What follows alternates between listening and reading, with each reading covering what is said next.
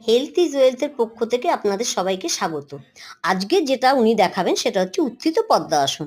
এই আসন করবার জন্য প্রথমে উনি পদ্মাসনে বসে নিয়েছেন এবং হাতের যে চেটো দুটো সেই দুটো উনি জানুর দুপাশে রেখেছেন এবং জানুর দুপাশে রাখার পরে ওনার যে শরীরের ওজনটা সেই তালুর ওপরে কিন্তু উনি আস্তে আস্তে আস্তে আস্তে উনি তুলে ধরছেন। তুলে আপনারা ভালো করে লক্ষ্য করুন, কয়েক সেকেন্ড উনি রাখছেন, রেখে আবার উনি আগের পজিশনে উনি চলে আসছেন। এসে আবার উনি কি করছেন, সেই শরীরের যে ওজনটা সেই হাতের তালুর উপর থেকে আবার উনি ওপর দিকে তুলেছেন। এইভাবে আপনারা দুটো পায়েরই অল্টারনেট করে আপনারা 3 থেকে 4 বার করবেন।